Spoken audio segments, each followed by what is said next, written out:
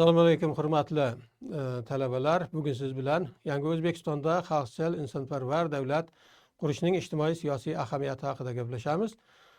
Bugun siz bilan dars davomida virtual qabulxonalarning ochilishi, sud huquq tizimining amalga oshirilayotgan keng qamrovli islohotlari yoki inson qadrini yuksaltirish, shuningdek O'zbekistondagi ijtimoiy sohaga bo'lgan zamonaviy munosabat hamda ta'lim, sog'liqni saqlash, turizm, sport va boshqa sohalardagi tub o'zgarishlar haqida gaplashar ekanmiz.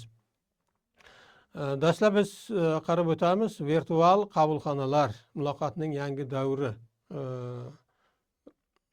deb aytamiz.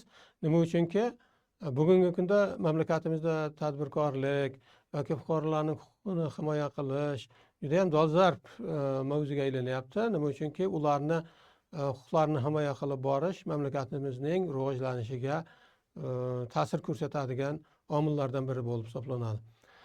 Tadbirkorlikka to'siqlarning bartaraf etilishi yoki sog'liqni saqlash va ishga joylashtirish, bank kreditlari, uy-joy kommunal to'lovlari, sud va huquqni muhofaza qilish faoliyati bilan bog'liq bo'lgan jarayonlar hammasi o'sha virtual tarzda, ya'ni elektron portallar orqali amalga oshirilayotganligini ko'rishimiz mumkin ekan. Xalq qabulxonalarining asosiy vazifalari nima o'zi degan savol tug'ilishi mumkin. Bu to'g'ridan to'g'ri muloqot, huquqiy himoya, elektron monitoring bo'lib hisoblanadi.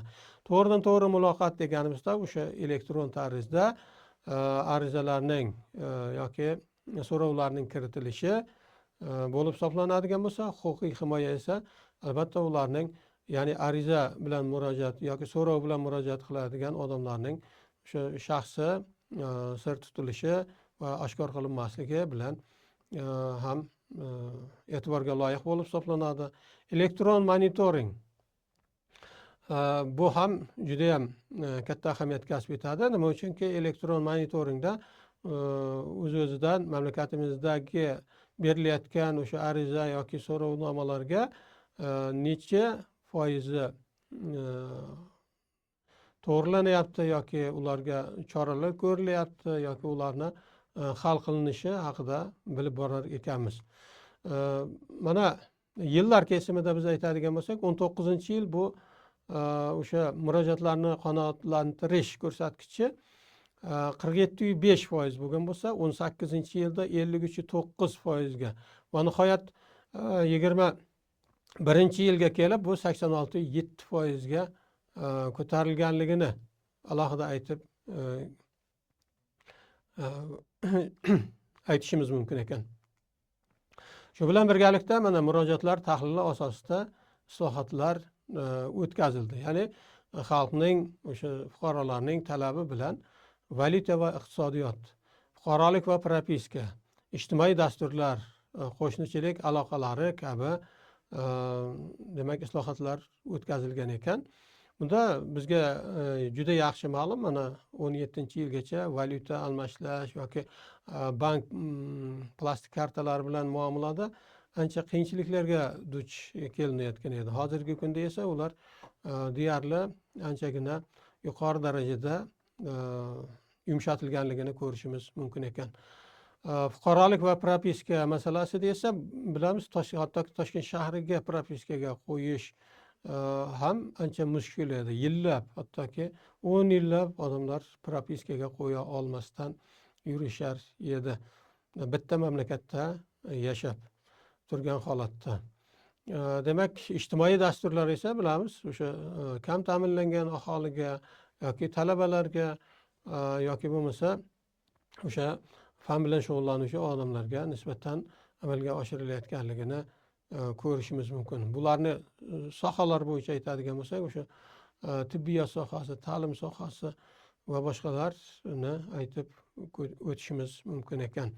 Endi qonunchilik, qo'shnichilik aloqalarini aytadigan bo'lsak, hozirgi kunda bizlarning qo'shni bo'lgan o'sha 4 ta davlatimiz bilan ham hech qanday bir muammolarimiz deyarli qolmagan. va bu muammolar agar tug'ilib qoladigan bo'lsa tez orada hal qilinishga olib keldi bu islohotlar.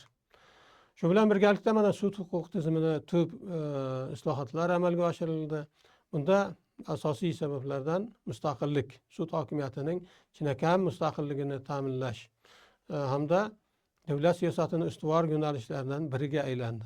Odil sudlov, bu sud huquq tizimini demokratlashtirish, erkinlashtirish orqali aholining odil sudlovga ishonchini orttirib borish. Huquq himoyasi, fuqarolarning huquq va erkinliklarini ishonchli himoya qilish kafolatlanib bormoqda. Qonun ustuvorligi, jamiyatda mavjud o'sha qonun bo'shliqlarini to'ldirish va ularni nazorat qilib borish, amal qilinishini nazorat qilib borish va qonuniyligini mustahkamlash choralari ko'rib borilayotgan ekan. Endi mana ijtimoiy himoya albatta dastlab fuqarolarga, insonlarga birinchi navbatda kerak bo'ladi. Albatta boshpana, ya'ni uy-joy va ularni turmush kechirishi uchun o'sha daromad manbaini yaratish. Bu esa bandlik bo'lib hisoblanadi. Shu nuqtai nazardan imtiyozli kreditlar asosida uy-joylar berilishi, doimiy ish o'rinlarining yaratilishi, manzilda ijtimoiy yordamlar ko'rsatilishiga olib kelgan ekan.